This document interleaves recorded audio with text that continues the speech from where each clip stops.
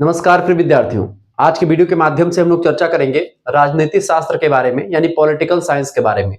अगर आप BA third semester में हैं और आपको पढ़ना है पॉलिटिकल प्रोसेस इन इंडिया, वैसे सभी विश्वविद्यालयों में पॉलिटिकल प्रोसेस इन इंडिया ही पढ़ना पड़ता है, यानी कि राजनीतिक प्रक्रिया भारत में।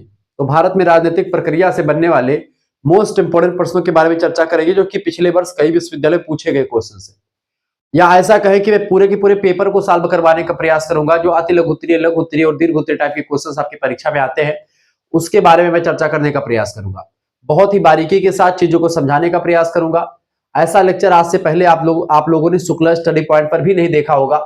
मैं पूरा का पूरा पेपर आज की वीडियो के माध्यम सॉल्व करवाऊंगा, जिसमें अति लघु उत्तरीय, लघु उत्तरीय और दीर्घ उत्तरीय टाइप के क्वेश्चन होंगे, जो कि सीधे तौर पर 2026, 27, 28 की परीक्षा के लिए बहुत ही ज्यादा महत्वपूर्ण होंगे।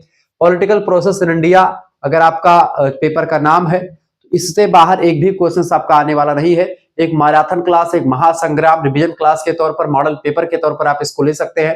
हाय दोस्तों, मैं शिवम शुक्ला आप सभी दोस्तों का हार्दिक स्वागत करता हूं आपके अपने YouTube channel Shukla study point में। ठीक है, आइए जानने का प्रयास करते हैं कि आखिरकार कौन कौन से। तो सबसे पहले मैं आपको दिखाऊंगा कि पेपर कैसा आता है। पेपर मैं आपको दिखाऊंगा, पेपर क्वेश्चन दिखाऊंगा और पूरा का पूरा पेपर आपको सॉल्व करवाऊंगा। इसी बोर्ड पर आपको सारे क्वेश्चन देखिए, पेपर पहले दिखाऊंगा ताकि आपको विश्वास हो कि हाँ गुरुजी पेपर का ही दिखा रहे हैं। ठीक है, उसके बाद में फिर मैं उस पेपर के आंसर को कैसे लिखना है, अति लघु उत्तरीय को कैसे, लघु उत्तरीय को कैसे, दीर्घ उत्तरीय को, सब कुछ आपको बारीकी के साथ सरल भाषा में, आपकी अपनी भाषा में समझाने का प्रयास रहेगा। आइए जानने का प्रयास करते हैं। चलिए, पेपर आपके समक्ष आ चुका है। ये पेपर आपका 23-24 का पेपर है, लेकिन ये अब की बार चूंकि इसमें मैंने प्रश्नों को देखा, मेरे पास बहुत सारे पेपर अवेलेबल है, तो मैंने देखा कि ये क्वेश्चन जो इसमें पूछे गए थे बहुत ही महत्वपूर्ण है और 2026 और 27, 28 सभी की परीक्षाओं में ये क्वेश्चन आ सकते हैं, क्योंकि ये क्वेश्चन सभी यूनिट से है और बहुत ही महत्वपूर्ण प्रश्न थे।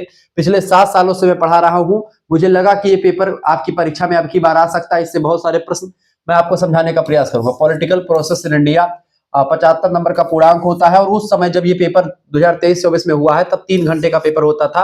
अब घंटा 2 कर दिया गया है, यानी 2 घंटे का पेपर होगा। कैसे कुछ करना है सब कुछ आपको बताने का प्रयास करूंगा। Attempt questions from all sections as per instruction, यानी सभी खंडों से निर्देश के अनुसार आपको उत्तर देने हैं। 3 खंडों में पेपर बटा हुआ होता है, खंड आ, बा और सा। आइए देखने का प्रयास करते हैं कि आखिरकार सेक्शन आ यानी खंड आ से कौन से, तो खंड आ से अति लघु उत्तरीय प्रश्न आते हैं। ठीक है, देखने का प्रयास करेंगे यहाँ पर। देखिए, attempt all parts of this questions, give answer of each part about 50 words, यानी कि आपको 50 शब्दों में एक प्रश्न का उत्तर लिखना है। 10 क्वेश्चंस आपको यहाँ से करने हैं, यानी 10 अति लघु उत्तरीय प्रश्नों को मैं चर्चा करूंगा। 2-2 नंबर का एक क्वेश्चन, यानी 20 नंबर आपके यहाँ से बनने वाले हैं। इन प्रश्नों को आपने सही सही लिखा तो आपको पूरा नंबर मिल जाता है, लेकिन जो बड़े बड़े क्वेश्चन होते हैं वो 10 नंबर के होते हैं, तो उनमें से आपको 8 ही नंबर मिलता है, 7 ही नंबर मिलता है, कितना भी आप सही लिखिए। तो क्या है कि इसके सभी भाग के उत्तर दीजिए। प्रत्येक भाग का उत्तर आपको 50 शब्दों में देना है। 10 क्वेश्चन से 10 के 10 प्रश्नों के उत्तर आपको करने हैं। पहले में आपके 10 पार्ट हैं, ठीक है, 10 के उत्तर आपको लिखने हैं। एक ही तारतम्य में लिखना है कि ऐसा नहीं कि आप पहले का पहला लिख दे फिर दूसरा क्वेश्चन जाकर के बाद वाला लिख दे, नहीं। आपको पहले का पहला, फिर पहले दूसरा, पहले तीसरा, इस तरीके से एकदम रिपीटेड कर लिखना है। ठीक है, ये बात ध्यान रखिएगा। पहला प्रश्न पूछा गया था, व्हाट इज क्वासी फेडरलिज्म, यानी अर्ध संघवाद क्या है।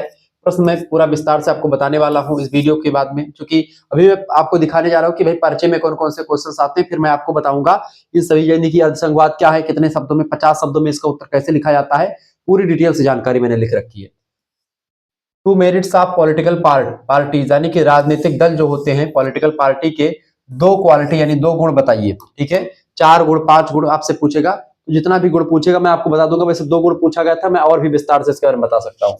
ठीक है, आप देखेंगे अगला क्वेश्चन आ चुका, मतदान व्यवहार के 3 निर्णायक तत्व, यानी कि 3 डिटर्मिनेट्स ऑफ वोटिंग बिहेवियर। अगला क्वेश्चन है व्हाट इज रीजनलिज्म। ठीक है, यानी कि क्षेत्रवाद क्या है। क्षेत्रवाद जो होता है भारतीय राष्ट्रीयता को खतरा पहुंचाता है। नीति आयोग किसे कहते हैं, नीति आयोग के बारे में 50 शब्दों में टिप्पणी कर दी। अगला क्वेश्चन है भ्रष्टाचार के 5 कारण, करप्शन के 5 कारण, करप्शन क्यों होता है उसके 5 कारण आपसे पूछा गया। अगला क्वेश्चन राष्ट्रीय महिला आयोग के बारे में, नेशनल कमीशन ऑफ वुमेन, ये प्रश्न भी आ सकता है परीक्षा में। अगला क्वेश्चन आपसे मैं चर्चा करूंगा 73वां संविधान संशोधन जो हुआ था, यानी कि जो 73वां संविधान संशोधन ग्राम पंचायतों को लेकर के हुआ था, उसके बारे में विस्तार से आपको बताएंगे। इसके बाद में अगला प्रश्न आपसे पूछा गया है नारी शक्ति बंधन अधिनियम, जो है बंधन अभियान, नारी शक्ति बंधन अधिनियम 2023 में जो आया है, इसके बारे में। और आर्टिकल 356 के बारे में चर्चा करेंगे, यानी कि ये 10 क्वेश्चंस आपके हो गए अति लघु उत्तरीय के। फिर जैसे आपके अति लघु उत्तरीय के प्रश्नों को मैं सॉल्व कर लूंगा, उसके बाद में सेक्शन बी यानी खंड बा के प्रश्नों पर मैं चलूंगा। इसमें आपको लघु उत्तरीय क्वेश्चन देखने को मिलेंगे, ठीक है। यहाँ पर आपको दिखाई पड़ रहा होगा कि इस खंड के किन्हीं 5 प्रश्न के उत्तर दीजिए, प्रत्येक प्रश्न का उत्तर लगभग में 200 शब्दों में देना है। अब ये शब्द सीमा 150 कर दी गई है और ये 5 क्वेश्चन नहीं बल्कि आपके 3 या 4 क्वेश्चन आपको करने होते हैं यहाँ से, ठीक है। 5 क्वेश्चन आपको यहाँ पर करने बताए गए हैं। 7 नंबर का एक क्वेश्चन से 5 प्रश्न करने हैं। दिए कई क्वेश्चन, दिए 8 क्वेश्चन जाएंगे करने, उनमें से केवल 5 ही है, ठीक है। चलिए प्रश्न क्या पूछा गया लघु उत्तरीय में, ऐसे क्वेश्चंस आते हैं। प्रश्न है describe the main factors of Indian federal system, यानी भारतीय संघीय व्यवस्था के प्रमुख कारकों का वर्णन कीजिए। बहुत ही विस्तार से हम इसके बारे में बताएंगे 200 शब्दों में आपको, ठीक है। इसके अलावा अगला आपका लघु उत्तरीय का क्वेश्चन कैसे आएगा, देखिए अगला प्रश्न आपका आ सकता है what is importance of political parties in democracy, लोकतंत्र में लोकतांत्रिक दलों का क्या महत्व है। ये सब चीजें आपकी परीक्षा में आने वाली है। आप राम मनोहर लोहिया विश्वविद्यालय, वीर बहादुर सिंह पूर्वांचल, महात्मा गांधी काशी विद्यापीठ, जननायक चंद्रशेखर बलिया विश्वविद्यालय, ठीक है। इसके अलावा आपका चौधरी चरण सिंह मेरठ विश्वविद्यालय, छत्रपति शिवाजी महाराज कानपुर विश्वविद्यालय, एमजेपी बरेली रोहिलखंड, मासा कुमारी Saharanpur, Raja Mahendra Pratap Singh state university, Bundelkhand university Jhansi Lucknow विश्वविद्यालय, ठीक है। प्रोफेसर रज्जू भैया स्टेट यूनिवर्सिटी, या और भी किसी विश्वविद्यालय के छात्र रहे हो, डॉक्टर भीमराव अम्बेडकर आगरा, सभी विश्वविद्यालय में यही आएगा। बाकी में सिद्धार्थ यूनिवर्सिटी, कपिलवस्तु, मां पाटेश्वरी, बलरामपुर विश्वविद्यालय, मां विंध्यवासिनी, मिर्जापुर विश्वविद्यालय, इन सभी के लिए यही लेक्चर इंपॉर्टेंट है। आपको बता दूं जैसे कि आपका एक विश्वविद्यालय है, उसका क्या नाम है, दीनदयाल उपाध्याय गोरखपुर विश्वविद्यालय। उसका जो पेपर है उसमें आपको ये नहीं पढ़ना है, उसमें ऑब्जेक्टिव पेपर होगा और बेस्ट मतलब कि उसमें क्या पढ़ना है आपको, वेस्टर्न पॉलिटिकल थॉट के बारे में, ancient and medieval western political thought आपको पढ़ना है। तो उसका ऑब्जेक्टिव पेपर आएगा, उसके लिए मैं एक रिवीजन क्लास ले आऊंगा 250 क्वेश्चंस का ऑब्जेक्टिव वाला, उसको आप देख लीजिएगा। तो सभी बच्चे जुड़ सकते हैं हमसे, सभी बच्चे पढ़ सकते हैं, ठीक है, जितने यूनिवर्सिटी का नाम बताया मैंने। और बाकी बिहार वगैरह राजस्थान में अगर पॉलिटिकल प्रोसेस वगैरह आपका है 3rd सेमेस्टर में, तो आप पढ़ सकते हैं, कहीं पर से आप पढ़ सकते हैं। Describe the meaning and importance of local self governance in India, Bharat में स्थानीय स्वशासन के अर्थ और महत्व का वर्णन कीजिए, ठीक है। ये बढ़िया क्वेश्चन आपकी परीक्षा के दृष्टिकोण से, ऐसे ही प्रश्न परीक्षा में आते रहते हैं, आगे बढ़िएगा। अगला क्वेश्चन आपसे पूछा गया है कि discuss the functions of pressure group in democratic system, लोकतांत्रिक व्यवस्था में दबाव समूह के कार्यों की विवेचना कीजिए। दबाव समूह क्या होते हैं, उसका क्या कार्य होता है, सब कुछ बताएंगे। Throw light on the role of caste in election politics, चुनावी राजनीति में जाति की भूमिका पर प्रकाश डालिए। ये सारे क्वेश्चंस अभी 2026 की परीक्षा हुई है एक विश्वविद्यालय की, उसमें भी सारे क्वेश्चंस आपके पूछे गए हैं। ये पेपर जो है बहुत ही महत्वपूर्ण था, बहुत ही ढूंढने के बाद मैंने इन प्रश्नों को ढूंढा और ये प्रश्न आपके सीधे तौर पर मैं सॉल्व करवाऊंगा। ऐसा लेक्चर आपको पूरे यूट्यूब पर कहीं देखने को नहीं मिलेगा। अगला question, what do you understand by secularism, explain in brief, यानी धर्मनिरपेक्षता से आपका क्या तात्पर्य है, संक्षेप में बताइए 200 शब्दों में। What is the meaning of defection, describe the cases of political defection in India, यानी कि दल बदल जो होता है, दल बदल कानून का क्या अर्थ, दल बदल किसे कहते हैं, भारत में राजनीतिक दल बदल के कारणों का वर्णन कीजिए। लोग जो है एक पार्टी से दूसरी पार्टी में क्यों चले जाते हैं, इसके कारण बताएं और ये क्या होता है, ठीक है। 9वां नंबर प्रश्न आ चुका है, what is president rule, what happens when president rule in important, यानी राष्ट्रपति शासन क्या है, राष्ट्रपति शासन लगने के बाद में क्या होता है, ये सारे क्वेश्चंस मैं आपको बताने वाला हूं। इसके बाद सेक्शन सी में हम प्रवेश करेंगे। दीर्घ उत्तरीय प्रश्न आता है यहाँ पर, आपको कहा था attempt any 2 questions of this section, give answer of each questions in about 500 शब्द, यानी कि 500 वर्ड्स। 2 क्वेश्चंस करने हैं, 4 या 5 क्वेश्चंस आपको मिलेंगे और 10 नंबर का एक प्रश्न, 2 प्रश्न करने होते हैं, ठीक है। ये बात आप ध्यान रखेंगे। बट यहाँ पर आपको आप क्या कहें 450 शब्द में लिखने के लिए बोला जाता है और एक ही क्वेश्चन आपका दीर्घ उत्तरीय करने को मिलता है। 3 घंटे की परीक्षा में सारे क्वेश्चन आते थे। क्वेश्चन इंपॉर्टेंट है इसलिए इस पेपर को मैंने लगाया आपके लिए। What do you understand by democratisation, यानी कि लोकतंत्रीकरण की प्रक्रिया से आप क्या समझते हैं। इसके अलावा describe the main functions of powers of election commission, निर्वाचन आयोग के प्रमुख कार्यों और प्रमुख शक्तियों का वर्णन कीजिए। इलेक्शन कमीशन चुनाव आयोग की या निर्वाचन आयोग या चुनाव आयोग कुछ भी बोले, इसके क्या कार्य है, इसकी क्या शक्तियां हैं, इसके बारे में आपको पढ़ना है।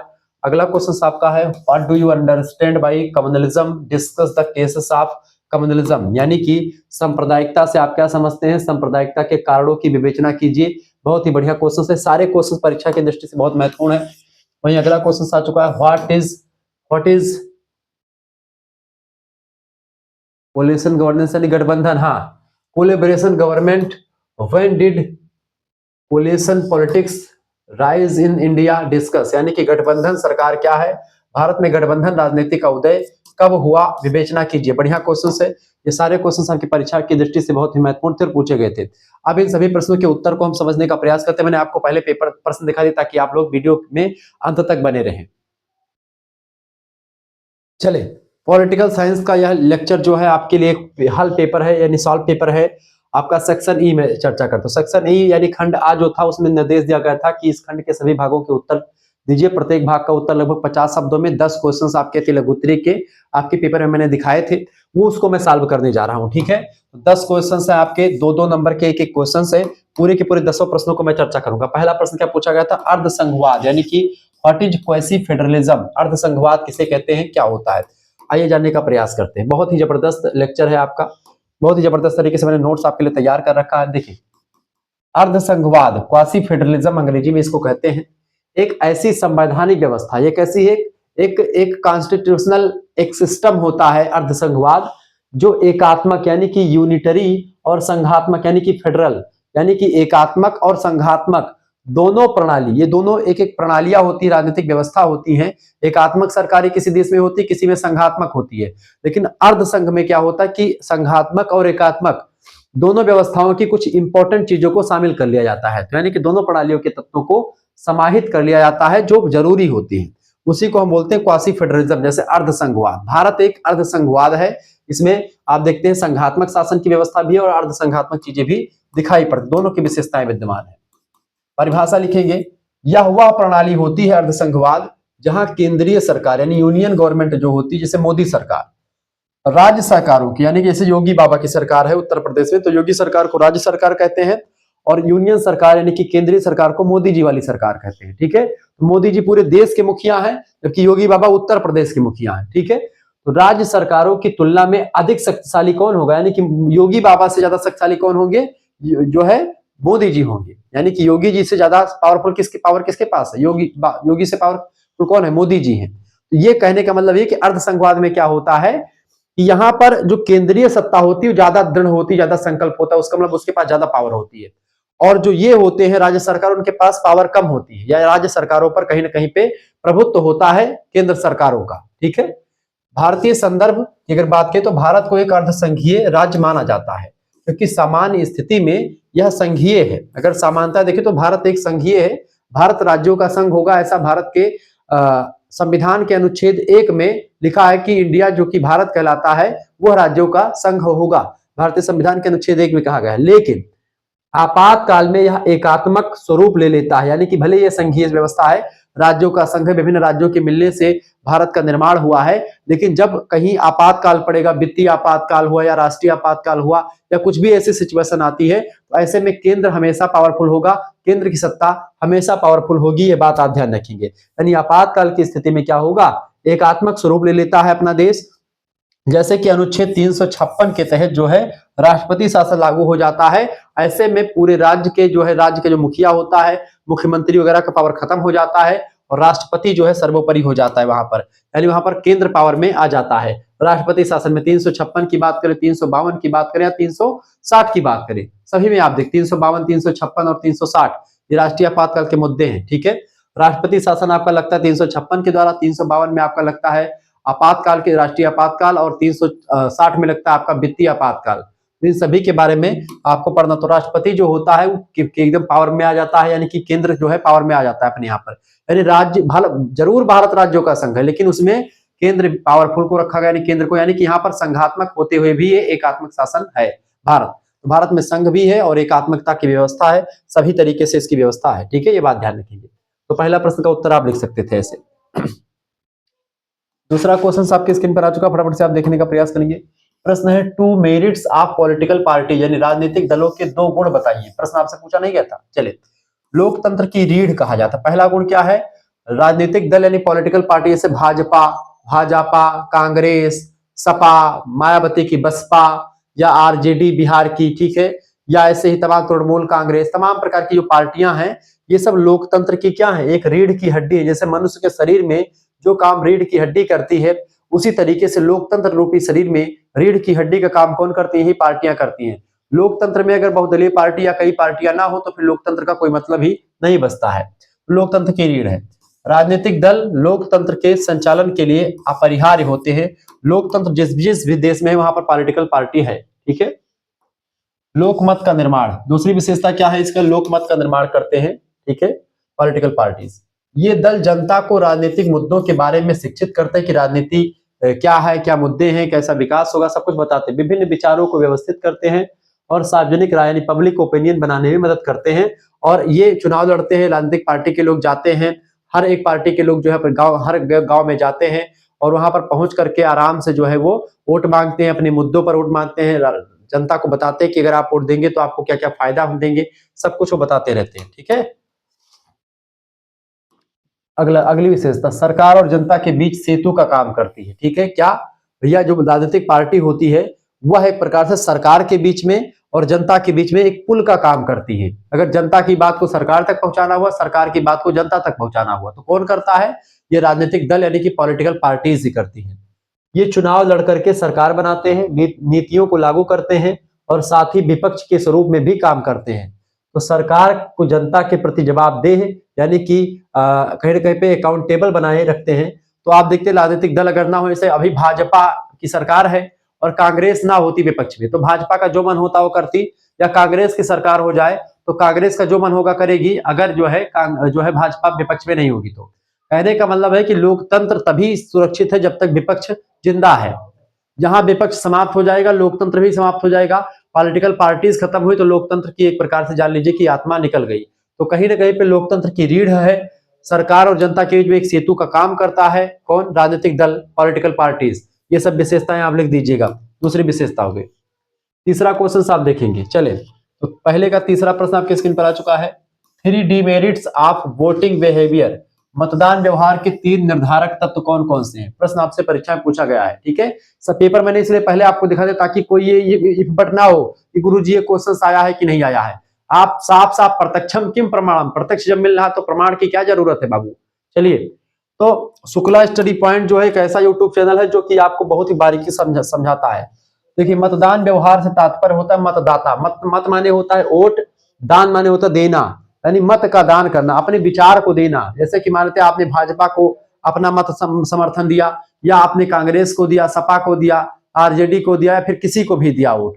वोट डालने का अधिकार 18 साल से अगर ऊपर है तो आपको वोट डालने का अधिकार है। आप अपना मत व्यक्त कर सकते हैं सरकार के जो है या पार्टियों की तरफ कि भाई हम इस पार्टी हमको पसंद करते हैं, इस पार्टी को हम इसको वोट देंगे। वही होता है मतदान, ठीक है। तो मत आपका विचार क्या है। तो मतदान व्यवहार से तात्पर्य मतदाताओं के द्वारा, यानी जो मत देते हैं, वोट देते हैं, उन्हीं को मतदाता कहते हैं। तो किसी विशेष उम्मीदवार जो पार्टी के खड़े होते हैं, जैसे जो कांग्रेस के खड़े हैं कुछ, जैसे तो उम्मीदवार तमाम सारे उम्मीदवार या दल के पक्ष में वोट देने के कारणों से होता है, ठीक है। ये बात ध्यान रखेंगे।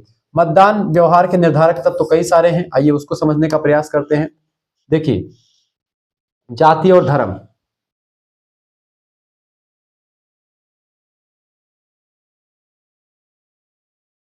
चले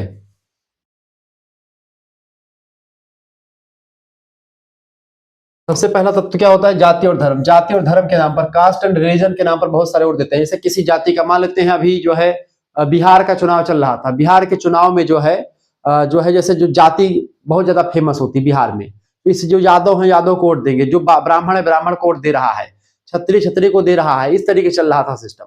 अब ये भी अगर जाति को भी हटा दे तो धर्म के नाम पर हिंदू हिंदू को वोट दे रहा है, मुस्लिम को वोट दे रहा है।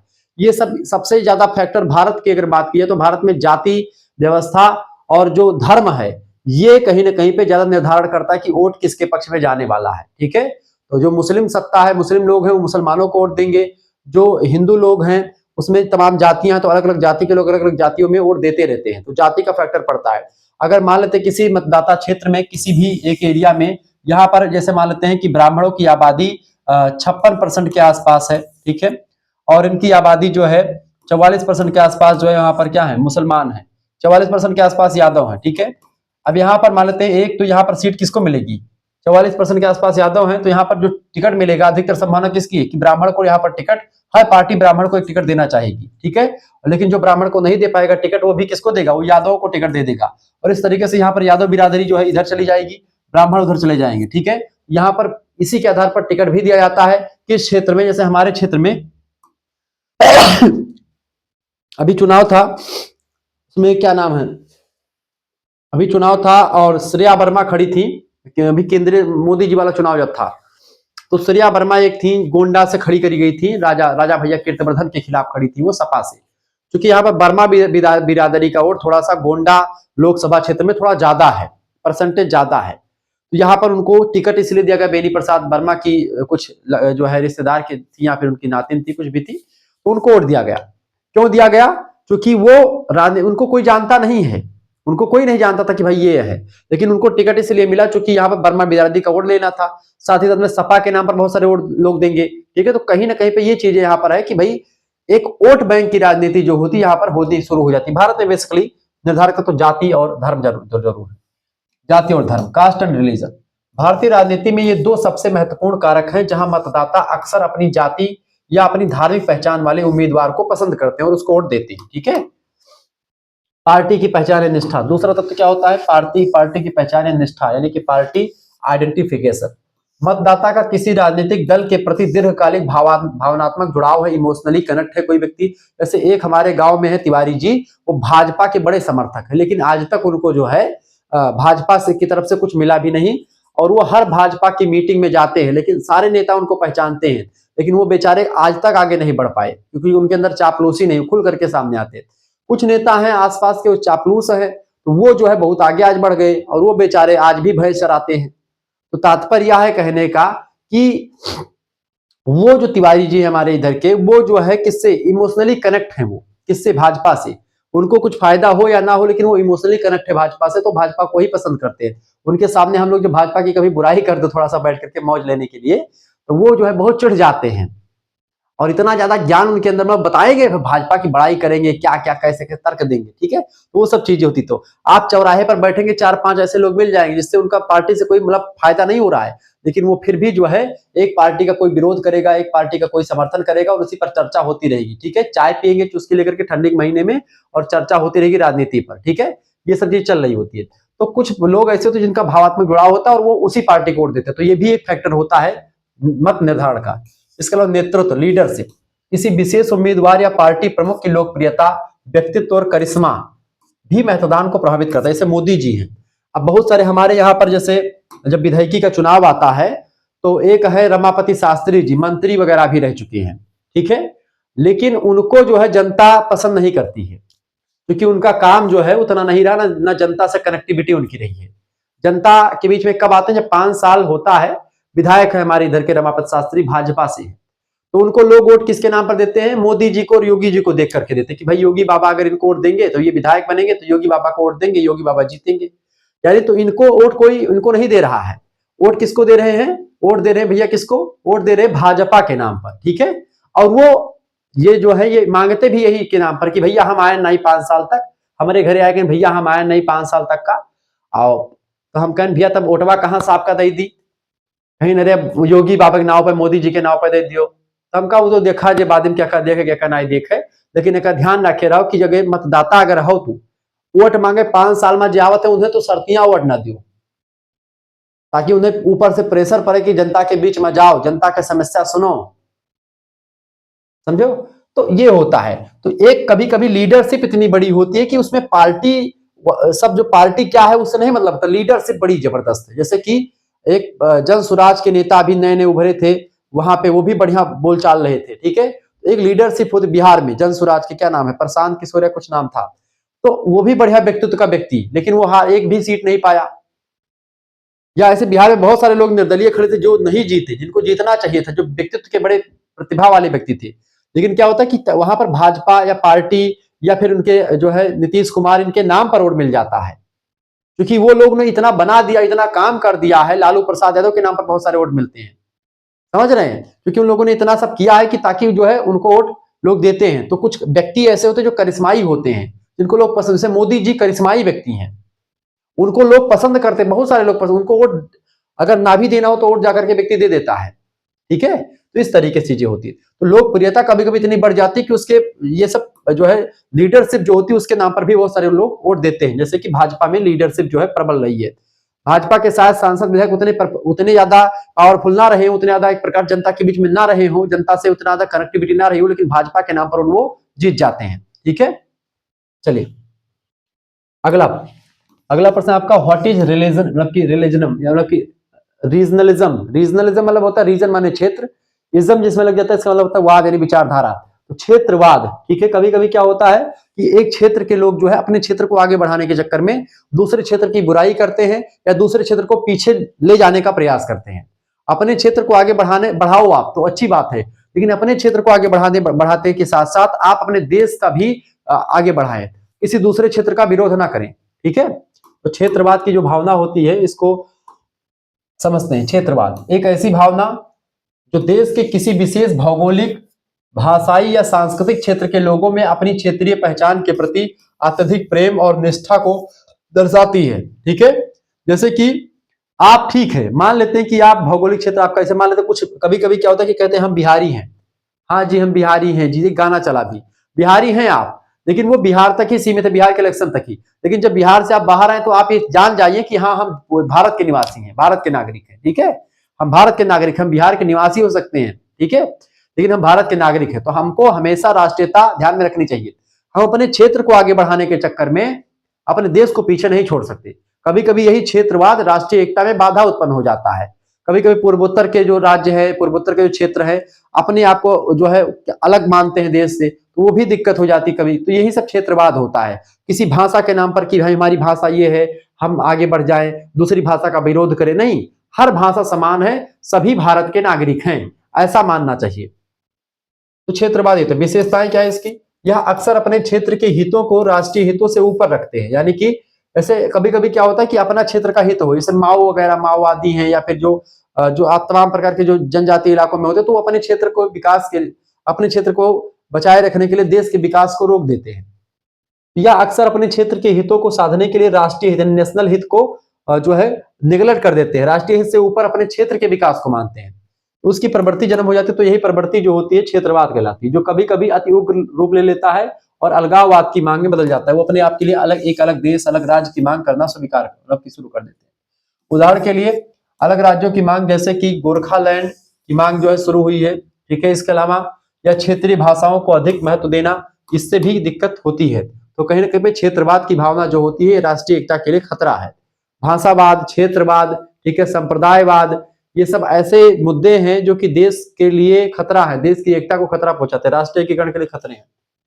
अगला क्वेश्चन, और क्षेत्रवाद के नाम पर भी वोट दिया जाता है कभी कभी। अगला प्रश्न आपका पांचवा, नीति आयोग क्या है।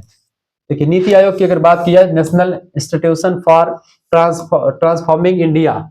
नीति आयोग का फुल फॉर्म क्या होता है, एनआईटी, नीति, ठीक है।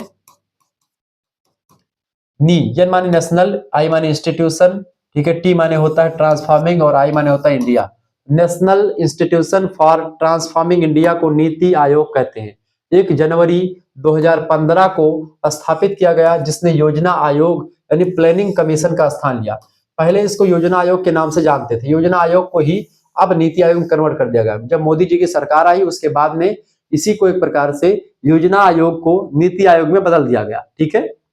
इसकी प्रकृति क्या है, यह भारत सरकार का शीर्ष थिंक टैंक है। यानी कि थिंक टैंक मतलब कि यहाँ पर देश को कैसे आगे बढ़ाया जाए, इसको लेकर के एक योजना, एक प्लान बनाया जाता है कि देश कैसे आगे बढ़े। जो नीति निर्माण, यानी कि जो नीति, देश कैसे आगे बढ़ेगा, देश लोक कल्याणकारी कैसे होगा, जनता कैसे ज्यादा जो है प्रभावित होगी, इससे जनता को लाभ कैसे मिलेगा, इसके लिए सोचता है और सरकार को सलाह देता है कि आप ऐसा करेंगे तो जनता को अधिक फायदा होगा, जनता आगे बढ़ेगी, ठीक है। यहाँ पर ये चीजें आपको देखने को मिलती है। तो नीति आयोग यही है, क्लियर। नीति आयोग के जो अध्यक्ष होते हैं वो स्वयं प्रधानमंत्री ही होते हैं, ये बात भी आप ध्यान रखेंगे। योजना आयोग के अध्यक्ष भी और नीति आयोग के अध्यक्ष, योजना आयोग का ही नाम बदल करके इसको कर दिया गया।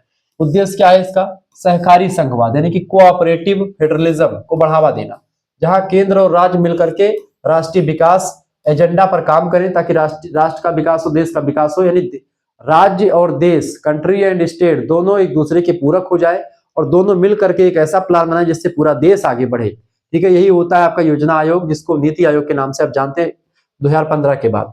संरचना इसकी क्या है, इसके अध्यक्ष जो होते हैं स्वयं प्रधानमंत्री जी होते हैं। जैसे इस समय नीति आयोग के अध्यक्ष कौन है, माननीय श्री नरेंद्र मोदी जी, ठीक है। अगला आपको बता दूं कि अगर आपको इसका पूरा पीडीएफ प्राप्त करना है, ऐसे तमाम प्रकार के और मॉडल पेपर के पीडीएफ प्राप्त करने हैं, तो आप हमारे साथ जुड़ सकते हैं। आपके लिए पूरी व्यवस्था कर दी गई बेटा, एक बार ध्यान से सुनिएगा, आपके लिए पूरी व्यवस्था कर दी गई है। इसमें आपको क्या क्या मिलेगा, देखें, आप इस एसएमएस की देखिए, जो हमारा पुराना नंबर है 91 193 60 62, वो बंद हो चुका है। उस पर आपको व्हाट्सएप पर एसएमएस नहीं करना है, क्योंकि बहुत ज्यादा एक प्रकार से उस पर एसएमएस गए थे, इसी वजह से बंद हो गया। आप इस नंबर पर एसएमएस करेंगे 99 84 039 139, ठीक है। इस नंबर पर आप व्हाट्सएप पर एसएमएस कर दीजिएगा। जिन बच्चों को कोर्स में ज्वाइन होना है, पीडीएफ यानी क्रैश कोर्स पीडीएफ प्राप्त करने हैं, वो इस नंबर पर व्हाट्सएप पर एसएमएस करेंगे। अपना नाम, अपनी यूनिवर्सिटी का नाम, अपने सब्जेक्ट के नेम और आप किस सेमेस्टर में है अपने सेमेस्टर का नाम लिख करके भेज दीजिएगा, ठीक है। जैसे आप थर्ड सेमेस्टर में है तो लिख करके आप भेज दीजिए, गुरुजी हम थर्ड सेमेस्टर में हैं और हमारा नाम ये है, इस यूनिवर्सिटी की पढ़ते हैं, इस यूनिवर्सिटी में। देखिए, यूनिवर्सिटी आपके कॉलेज जो है किसी न किसी यूनिवर्सिटी से कनेक्ट है, तो आप ये लिख करके भेज दीजिएगा। जैसे इतना लिख करके भेजेंगे, आपके पास एक क्यूआर कोड भेजा जाएगा, ठीक है। उसी क्यूआर कोड पर आपको जो है क्या करना है, उसी क्यूआर कोड पर आपको मात्र 100 रुपए फीस जमा कर देने हैं, ठीक है। इसी 100 रुपए फीस में आपके लिए पूरे थर्ड सेमेस्टर की क्लास जो आपकी हो चुकी क्लास हो चुकी, उस क्लास की लिंक मिल जाएगी प्लेलिस्ट की। साथ ही साथ में सभी सब्जेक्ट का पीडीएफ नोट, जैसे पीडीएफ सबसे इंपॉर्टेंट बात क्या है, इसमें पीडीएफ नोट्स मिल जाएगा। जैसे ये आपका पेपर मैं सॉल्व कर रहा हूं, तो पेपर का भी पीडीएफ नोट्स और इसका आंसर का भी पीडीएफ नोट, दोनों का आपको मिल जाएगा इसी 100 रुपए फीस में। तमाम सारे प्रैक्टिस सेट और तमाम मॉडल पेपर, तमाम प्रैक्टिस सेट, कई सारे पेपर को मैंने सॉल्व किया है, तो सभी का आपका पीडीएफ नोट्स मिल जाएगा। और प्रैक्टिस सेट, तमाम सारे मॉडल पेपर का PDF, revision class, marathon class, chapter, सभी का पीडीएफ नोट्स आपको मिलने का यहाँ पर कोशिश रहेगी कि सब कुछ मिल जाए आपको, ठीक है। यहाँ पर आपके लिए क्या केवल एक सब्जेक्ट का नहीं मिलेगा, 100 रुपए फीस अगर आप जमा करते हैं तो आपका 2 मेजर सब्जेक्ट या 3 मेजर जो भी आपका है, 2 या 3 मेजर सब्जेक्ट, एक माइनर, एक को करिकुलर, सभी सब्जेक्ट की तैयारी आपकी। को करिकुलर में आपका फिजिकल एजुकेशन एंड योगा है या ह्यूमन वैल्यूज एनवायरमेंटल स्टडीज है, सभी के आपके 4 से 5 प्रैक्टिस सेट, आपके 4-4 5-500 क्वेश्चंस के ऑब्जेक्टिव वाले विद एक्सप्लेनेशन, सब कुछ आपको मिलेंगे मात्र इसी 100 रुपए में। तो 100 रुपए आप फीस जमा करेंगे। ये 100 रुपए आप किसी दूसरे से भी फीस जमा करवा सकते हैं। आपके घर में कोई चलाता हो, आपके आसपास कोई गूगल पे, फोन पे चलाता, तो आप फीस जमा कर सकते हैं स्कैनर पर। तो स्कैनर भेजेंगे, उसी पर आपको फीस जमा कर देना, उसका स्क्रीनशॉट भेजेंगे, तुरंत आपको व्हाट्सएप ग्रुप से जोड़ा जाएगा। वहीं पर आपको लाइव क्लास की link, PDF notes, model paper, revision class, सब कुछ आपको मिलेगा। ये चीजें ध्यान रखेंगे। जब तक पेपर थर्ड सेमेस्टर का नहीं होगा तब तक इसमें पढ़ाया जाएगा। लेकिन अगर आप चाहते हैं कि उसके बाद में भी हम पढ़ते रहें, हमको गुरुजी पूरा फोर्थ सेमेस्टर पढ़ना, 6 महीना का फीस कितनी होगी आप बता दीजिए। देखिए, अगर केवल आपको फोर्थ सेमेस्टर का पढ़ना है अभी से, थर्ड का आप नहीं ज्वाइन करना चाहते हैं, तो भी सेम प्रोसेस है। आप स्कैनर पर 100 रुपए भेजेंगे और कहेंगे गुरुजी हमको थर्ड सेमेस्टर का नहीं बल्कि हमको फोर्थ सेमेस्टर का चाहिए, तो फोर्थ सेमेस्टर का नामांकन आपका शुरू हो चुका है, एडमिशन शुरू हो चुका है। तो जो बच्चे फोर्थ सेमेस्टर में एडमिशन लेना चाहते हैं वो इसी नंबर पर एसएमएस करेंगे और अपना सब्जेक्ट, अपना नाम, सब कुछ बता करके भेज दीजिएगा। सब्जेक्ट ना भी बताएंगे तब भी आप बता दीजिए गुरुजी हम फोर्थ सेमेस्टर में जुड़ना चाहते हैं, 100 रुपए फीस देने के लिए रेडी हैं। और उसमें 6 महीने की आपकी क्लास भी होगी, सभी सब्जेक्ट का नोट, सब कुछ लाइव क्लास, सब कुछ आपको मिल जाएगा, ग्रुप से आपको जोड़ा जाएगा, ठीक है। लेकिन तो ये 100 रुपए मिलेंगे फोर्थ सेमेस्टर का, केवल फोर्थ सेमेस्टर का 100 रुपए, केवल थर्ड सेमेस्टर का 100 रुपए, सभी सब्जेक्ट का। लेकिन जो बच्चे चाहते हैं गुरुजी थर्ड सेमेस्टर का हमारा पेपर है, उसकी भी तैयारी करनी है और फोर्थ सेमेस्टर पूरी तैयारी हमको आप ही के साथ करनी है, क्योंकि आप बहुत अच्छा पढ़ाते हैं, तो थर्ड और फोर्थ का जो बच्चे जुड़ना चाहते हैं उनके लिए फीस कम कर दी गई है। जैसे कि दोनों सेमेस्टर का एक साथ लेंगे तो कितना हो जाता है, वैसे तो 200 रुपए फीस हो जाती है अगर दोनों का एक साथ आप पढ़ते तो, ठीक है। लेकिन आपके लिए चूंकि आप एक साथ दोनों का पढ़ेंगे, इसीलिए आपके लिए 200 रुपए फीस ना रख करके आपके लिए मात्र और मात्र फीस 150 रुपए रखी गई है। यानी इसी 150 रुपए में पूरा थर्ड सेमेस्टर की तैयारी भी हो जाएगी और पूरा फोर्थ सेमेस्टर की भी तैयारी आपकी हो जाएगी। ये बात ध्यान रखेंगे, इस तरीके की व्यवस्था आपके लिए कर दी गई है। तो प्लीज जुड़ने का प्रयास करें। और आपको इससे, आप एक सब्जेक्ट की सीरीज खरीदते हैं तो कितने रुपए की पड़ती है, 60 रुपए की एक सब्जेक्ट की सीरीज पड़ती है। आप जो कम से कम 6 या 5 सीरीज खरीदेंगे तो 6×5 = 300 की आपकी सीरीज हो जाती है, ठीक है। सभी सब्जेक्ट की, को करिकुलर की, माइनर की, मेजर की, सभी की मिला करके। और आप जब दोनों सेमेस्टर की सीरीज खरीदोगे तो आपका 600 रुपए बैठ जाएंगे, ठीक है। किताब खरीदेंगे तो आपका कम से कम 1500 1000 रुपए बैठ जाएंगे। लेकिन अगर आप हमसे जुड़ेंगे तो आपका पीडीएफ मिलेगा, क्लास भी मिलेगी, सब कुछ मिलेगा, केवल और केवल 150 रुपए में 2 सेमेस्टर का, किसी एक सेमेस्टर का, 2 सेमेस्टर का, थर्ड एंड फोर्थ दोनों का। तो तुरंत जुड़िए, देर ना करें, क्योंकि समय आपके पास बहुत कम है। ये ऑफर लिमिटेड है बेटा, 150 वाला, ये बात आप ध्यान रखें, ऑफर लिमिटेड है, अभी तक केवल ये ऑफर चलेगा कुछ दिनों तक, उसके बाद फिर ये ऑफर बंद हो जाएगा, ये बात आप ध्यान रखेंगे। तो आप एक बार जल्दी से जल्दी जुड़ने का प्रयास करें। बताएं गुरुजी हम 150 रुपए देने के लिए तैयार है, आप किसी दूसरे से करवा दीजिए, घर में कोई चलाता हो, आस पास दुकान से, कहीं से करवा सकते हैं फीस जमा, ठीक है। और आप जुड़ जाएंगे, बहुत बारीकी के साथ आपको यहाँ पर पढ़ाया जाएगा, सब कुछ मिलेगा। मेरे हिसाब से आपके लिए सबसे बेटर वाला यही ऑप्शन है, और बाकी आप आपकी इच्छा जैसे आप जुड़ना चाहें, ठीक है। चलिए इस नंबर पर एसएमएस करेंगे 99 84 039 139, 91 61 93 60 जो पुराना नंबर है वो बंद हो चुका है, उस पर आपको एसएमएस नहीं करना, इसी पर करना है। चलिए प्रश्न अगला आपकी स्क्रीन पर आ चुका, फटाफट से आप देखने का प्रयास करेंगे। प्रश्न भैया 5 केसेस ऑफ करप्शन, यानी कि भ्रष्टाचार के 5 कारण बताएं।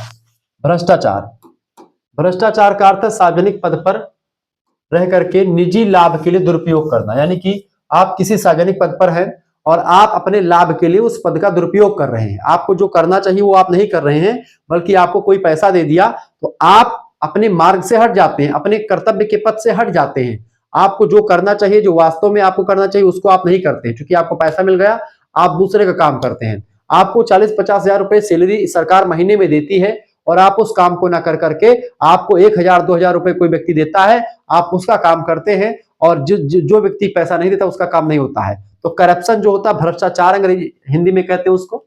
इसके कई कारण है। पहला कारण होता है कमजोर कानून और कार्यान्वयन, यानी कानून जो लागू होता है सरकार का वो कमजोर है और उसका एक प्रकार से उसको लागू सही तरीके से नहीं करवा पाया गया है। कानूनों में खामियां हैं और उन्हें लागू करने में ढिलाई खींची गई है। ठीक है, क्योंकि कानून लागू करने वाले भी कहीं ना कहीं पे ये भी भ्रष्टाचार में कहीं ना कहीं पे लिप्त हो जाते हैं। ठीक है, इस वजह से ये चीजें होती है। दूसरा कारण यह है कि लाल फीताशाही। ठीक है, प्रशासनिक प्रक्रियाओं का अत्यधिक जटिल और धीमा होना, और जब प्रशासनिक प्रक्रिया ही इतनी जटिल और धीमी है तो ऐसे में ये चीजें तो स्वाभाविक सी बातें हो जाएंगी, भ्रष्टाचार बढ़ेगा। इसके अलावा अगली, गरीबी और आर्थिक असमानता। आर्थिक असुरक्षा के कारण लोग अनैतिक साधनों का सहारा लेते हैं। ठीक है, तो जैसे आर्थिक असुरक्षा, उनको लगता है कि भाई हमारा काम होगा ही नहीं, तो बेचारे कुछ ना कुछ पैसा रुपए खेत बेच करके दे देते हैं कि भाई हमारा हो जाएगा। आज से कम से कम जब ये इंटरनेट का जमाना नहीं था उतना ज्यादा, तो घूस वूस दे करके नौकरी खूब लगती थी। लोग खेत बेच करके अपना जो है नौकरी लगवा लेते थे। पहले ऐसे लगता था घूस पे नौकरी चलती थी। भ्रष्टाचार हर क्षेत्र में विद्यमान था। अब जो है जाकर के कुछ कम हुआ है। राजनीतिक इच्छा शक्ति की कमी। देखिए, भ्रष्टाचार को रोकने के लिए नेताओं में मजबूत इच्छा शक्ति का अभाव है, क्योंकि नेता लोग भी कहीं ना कहीं पे इसी में लिप्त हो जाते हैं कभी कभी। ऐसे में भ्रष्टाचार को रोकना बहुत मुश्किल हो पा रहा है भारत में। इसके अलावा पारदर्शिता और जवाबदेही की कमी है। किसी भी संस्था में जवाबदेही पारदर्शिता की कमी है। सरकारी कार्यों में गोपनीयता, यानी कि उसमें प्राइवेसी और जनता के प्रति उत्तरदायित्व का कम होना। जैसे सड़क बनी, सड़क का कितना बजट आया था और कितने पैसे गिट्टी आई, मोरंग आया, कितना है उसको नहीं पता है। ठेकेदार लोग उसी में से, जैसे 1 करोड़ का ठेका आया तो उसमें से 85 ही लाख रुपया का एक सड़क बनती है, उसी में से कोई नेता मंत्री कुछ खाएगा, कुछ ठेकेदार पाएगा, कुछ पाएगा। इस तरीके से जो है वो सब भ्रष्टाचार में खा जाएंगे। और जैसे वहां से 100 रुपया चलता है तो यहाँ पर आकर के वो कितना बचता है, 70-80 रुपए एक प्रकार से लोग खा जाते हैं। 30% ही अपने यहाँ पर पहुंच पाता है, विकास हो पाता है।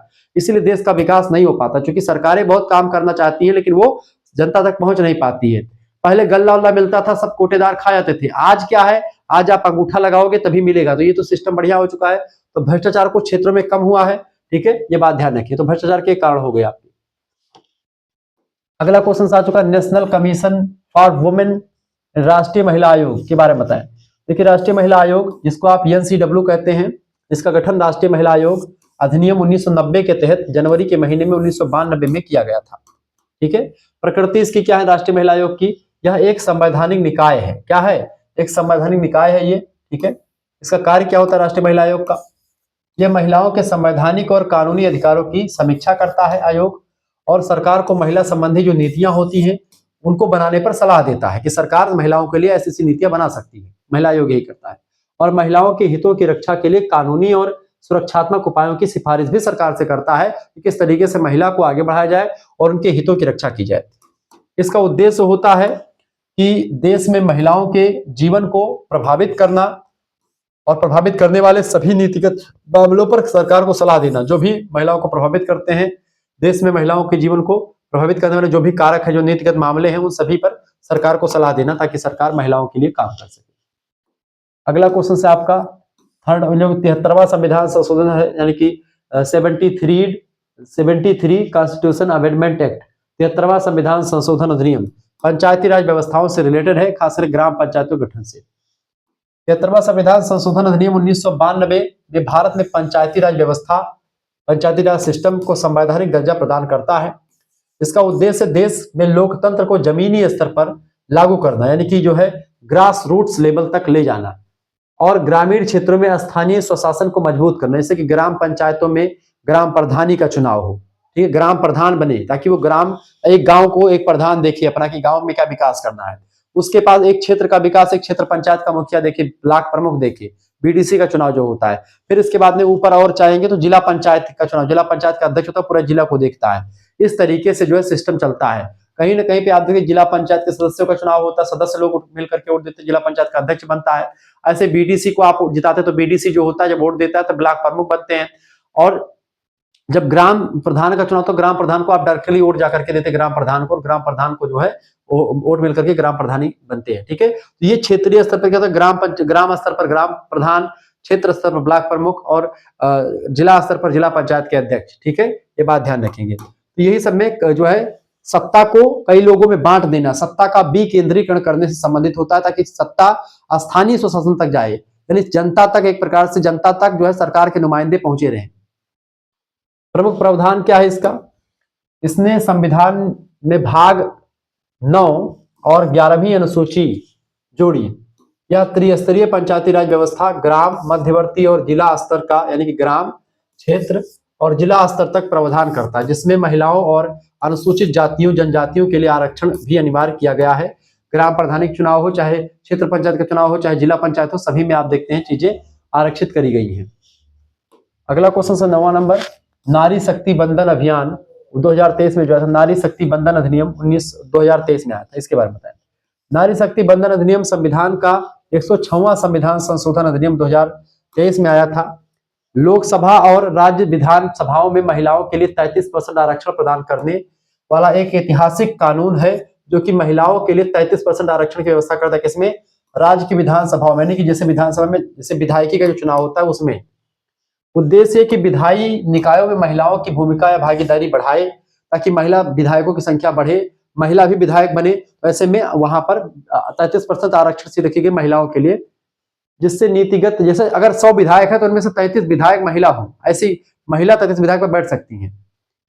नीति निर्माण और शासन में अनेक दृष्टिकोण को महत्व मिल सके, इसके लिए किया गया। क्रियान्वयन इसका, यह अधिनियम परिसीमन यानी कि डेलिमिटेशन प्रक्रिया पूरी करने के बाद लागू होगा, जो नवीनतम जनगणना के आधार पर की जाएगी। तो जो जनगणना होगी उसी जनगणना के आधार पर जो है ये व्यवस्था लागू की जाएगी। महत्व इसका यह है, यह भारत में लैंगिक समानता यानी कि जेंडर इक्वलिटी और लोकतंत्र के लोकतंत्रीकरण डेमोक्रेटाइजेशन की दिशा में एक बड़ा कदम है भारत में जो है, ताकि जो है महिलाएं भी संसद में बैठे, महिलाएं भी जो है विधानसभाओं में बैठे और अपने हक की बात जो है संसद भवन तक या विधानसभा तक पहुंचाएं।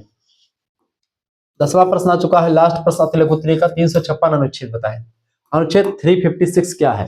देखिए, भारतीय संविधान का अनुच्छेद 356 केंद्र सरकार को यह शक्ति प्रदान करता है कि वह किसी राज्य में संवैधानिक तंत्र की विफलता यानी फेलियर ऑफ कॉन्स्टिट्यूशनल मशीनरी या मैकेनरी होने पर राष्ट्रपति शासन यानी प्रेसिडेंट रूल लागू कर सकती है।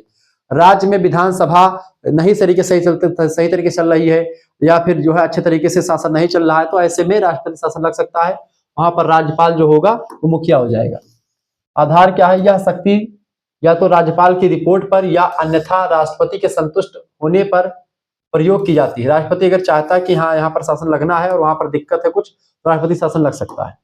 परिणाम क्या है? राष्ट्रपति शासन लागू होने पर राज्य की कार्यकारी शक्तियां राष्ट्रपति अर्थात केंद्रीय मंत्रिमंडल के द्वारा और विधायी शक्तियां संसद के द्वारा प्रयोग की जाती हैं।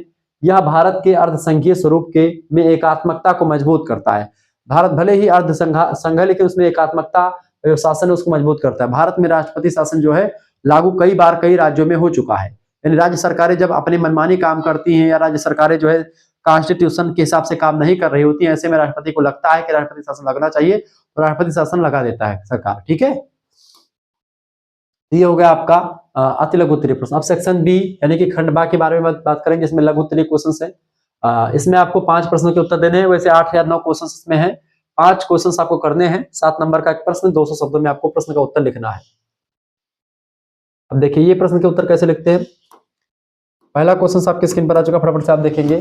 प्रश्न, describe the main factors of Indian federal system. भारतीय संघीय व्यवस्था के प्रमुख कारकों का वर्णन कीजिए।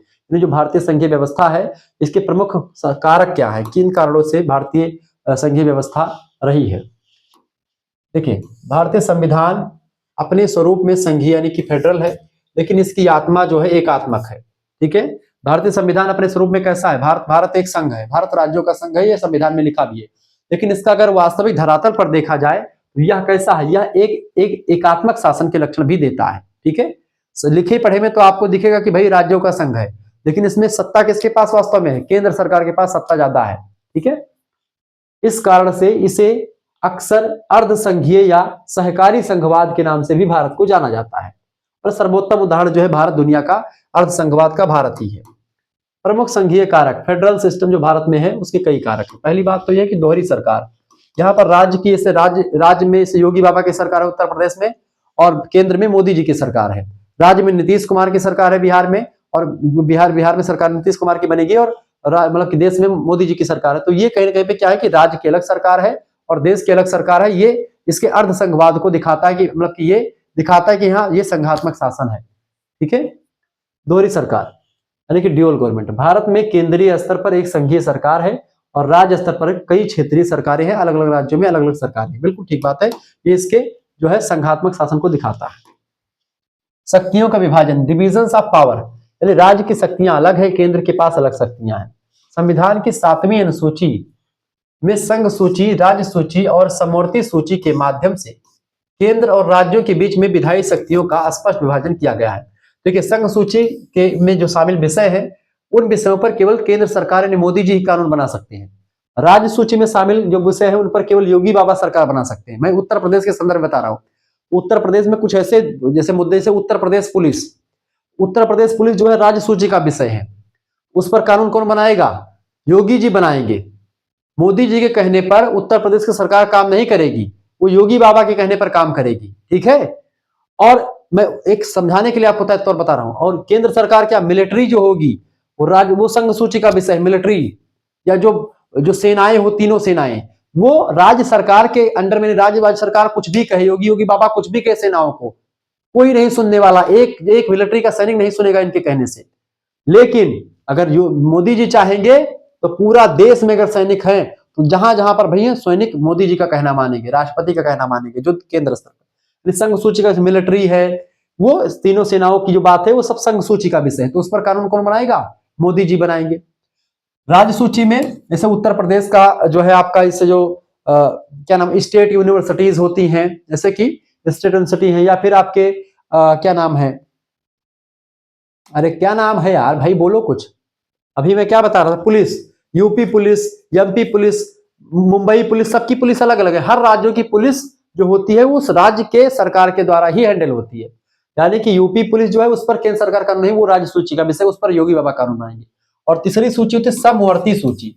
समवर्ती सूची का मतलब होता है कुछ ऐसे विषय होते हैं सरकारों में जो कि केंद्र और राज्य दोनों सरकारें उस पर कानून बनाती हैं, उसी को समवर्ती सूची में उन विषयों को रखा गया है। जैसे कि शिक्षा पर कानून राज्य सरकार भी बनाती, योगी बाबा भी शिक्षा को लेकर कानून बना सकते हैं और मोदी जी भी कानून बना सकते हैं शिक्षा को लेकर के, क्योंकि शिक्षा जो है वो समवर्ती सूची का विषय है। जैसे कि केंद्रीय यूनिवर्सिटी भी है राज्यों में और स्टेट यूनिवर्सिटी भी है।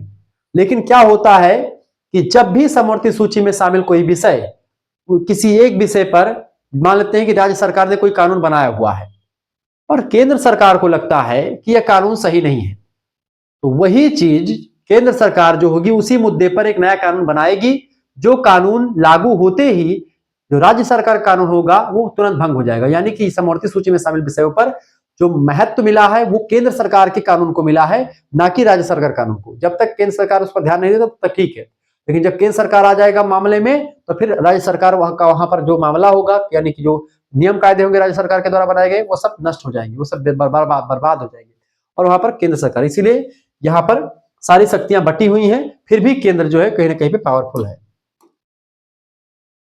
अगली विशेषता, लिखित संविधान, रिटन कॉन्स्टिट्यूशन।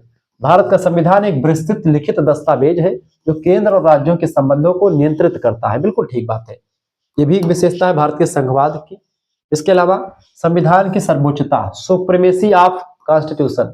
संविधान देश का सर्वोच्च कानून है, केंद्र या राज्य में कोई भी सरकार इसके विरुद्ध कार्य नहीं कर सकती, चाहे मोदी जी हो, योगी बाबा हो, नीतीश कुमार हो, कोई भी, ममता बनर्जी हो, केजरीवाल हो, कोई भी व्यक्ति जो है ऐसा काम नहीं कर सकता है कि जो कानून जो है कॉन्स्टिट्यूशन खिलाफ हो। कोई भी, चाहे संसद में कानून बने चाहे विधानसभा में बने, कहीं पर कानून बनेगा तो उस कानून को जांच कौन करेगा? Supreme court, high court. यानी कि वो कानून के, यानी कि वो कॉन्स्टिट्यूशन के हिसाब से है कि नहीं है, संविधान के दायरे में है कि नहीं है। संविधान के दायरे में होगा तो पास होगा, नहीं दायरे में होगा तो नेग्लेक्ट कर दिया जाएगा। स्वतंत्र न्यायपालिका, इंडिपेंडेंट जुडिशरी। यहाँ की क्या स्वतंत्र न्यायपालिका है भारत में, ये भी एक विशेषता है इसकी, यानी कि इंडिपेंडेंट जुडिशरी न्यायपालिका, विशेष करके सर्वोच्च न्यायालय संविधान का संरक्षक है और यह केंद्र तथा राज्यों के बीच विवादों का निपटारा भी करता है। जब किसी मुद्दों पर केंद्र सरकार और राज्य सरकार के बीच में विवाद हो जाता है, उसका निपटारा भी केंद्र वही करती है, सुप्रीम कोर्ट। सुप्रीम कोर्ट पर किसी का कोई अधिकार नहीं चलता, वो फ्री है। प्रमुख एकात्मक कारक, तो ये हो गया आपके संघात्मक कारक, मैंने आपको बताया। अब कुछ एकात्मक कारक देख लेते हैं, भारतीय संघवाद को मजबूत बनाने वाले कारक। देखिए, एकल नागरिकता, सिंगल सिटीजनशिप है, पूरे देश के लिए एक ही नागरिकता है। आप उत्तर प्रदेश के निवासी हैं, ना कि नागरिक। आप बिहार के, पश्चिम बंगाल के, झारखंड, उड़ीसा और कर्नाटक, तमिल, तेलुगु, जो कन्नड़, जहां के भी हैं आप, कर्नाटक, ठीक है, तमिलनाडु, केरल, ठीक है, तो उन सभी के आप नागरिक नहीं है, आप निवासी हैं केवल। आप नागरिक केवल और केवल एक है, यानी कि भारत के नागरिक हैं। जबकि अमेरिका में क्या है, दोहरी नागरिकता है। अमेरिका में आप, जैसे अमेरिका में एक राज्य है कैलिफोर्निया, तो आप कैलिफोर्निया के भी आपको नागरिकता मिलेगी और आपको जो है अमेरिका के भी नागरिकता मिलेगी, दो नागरिकता मिलेगी, दोहरी नागरिकता वहां पर मिलती है। लेकिन भारत में इकहरी नागरिकता है, केवल एक ही, यानी भारत के ही नागरिक आपको। आधार कार्ड आपका केवल भारत देश का बनता है, आपके राज्यों का नहीं बनता, दो आधार कार्ड नहीं। मजबूत केंद्र यानी स्ट्रॉन्ग सेंटर, संघ सूची में अधिक विषय है और समवर्ती सूची पर केंद्र सरकार का कानून राज्य सरकार पर हावी हो जाता है, जो मैंने आपको बताया था। इसके अलावा अपशिष्ट शक्तियां, यानी कि जो रेसिड्यूसरी पावर्स है केंद्र, यानी कोई भी मुद्दा जो इन चीजों में अपशिष्ट शक्तियां, यानी कि जो ना तो केंद्र सूची में शामिल है, ना राज्य सूची में शामिल है, कुछ भी नहीं शामिल है, वो सब जो है केंद्र सरकार के पास होती है। कोई भी मुद्दा हो जो विषय किसी में शामिल नहीं, वो सब केंद्र सरकार कानून बनाएगा। राज्यपाल की नियुक्ति, अपॉइंटमेंट ऑफ गवर्नर, राज्यपाल जो होता है वो सरकार का एक व्यक्ति होता है, राष्ट्रपति इसको बनाता है। कहां पर, राज्यों में, प्रत्येक राज्य में एक राज्यपाल होता है जिसको राष्ट्रपति नियुक्त करता है, केंद्र सरकार का प्रतिनिधि होता है। तो ऐसे में केंद्र सरकार कहीं न कहीं पे राज्यों के कामकाज पर निगरानी रखने के लिए एक राज्यपाल भी नियुक्त करती है। अगर उसको लगता है राज्यपाल को कि कानून के हिसाब से काम नहीं हो रहा है, तो वही राज्यपाल राष्ट्रपति को चिट्ठी लिखता है, राष्ट्रपति फिर राष्ट्रपति शासन लगाने के लिए मंजूरी देने का काम करता है और इस तरीके से वहां पर राज्य में जो है खत्म हो जाता है सिस्टम। आपातकालीन प्रावधान, इमरजेंसी प्रोविजंस, अनुच्छेद 352 में राष्ट्रपति शासन, राष्ट्रीय आपातकाल, 356 राष्ट्रपति शासन, 360 वित्तीय आपातकाल। आपातकाल के दौरान संघीय ढांचा पूरी तरह से एकात्मक हो जाता है। 352, 356 का प्रयोग तो हो चुका, लेकिन 360 का प्रयोग अभी तक भारत में नहीं हुआ। वित्तीय आपातकाल कभी भी नहीं लगा। निष्कर्षतः हम कह सकते हैं कि भारत का संघवाद एक अनूठी संरचना है जो क्षेत्रीय स्वायत्तता सुनिश्चित करते हुए राष्ट्रीय एकता और अखंडता को सर्वोपरि रखता है। जहां पर राष्ट्र की अखंडता और एकता की बात आएगी, वहां पर कोई भी पावर्स जो होगी वो छीन ली जाएगी राज्यों से, ये बात एकदम से तय है। अपने देश में कोई भी राज्य, कोई भी टुकड़ा जमीन का शामिल हो सकता है, लेकिन कोई टुकड़ा अपने देश का बाहर नहीं जा सकता, संविधान ने ऐसा इजाजत नहीं देता। अगला क्वेश्चन आ चुका है आपका, describe the meaning and importance of local self government in India. Bharat में स्थानीय स्वशासन के अर्थ और महत्व का वर्णन कीजिए। स्थानीय स्वशासन का अर्थ क्या होता है?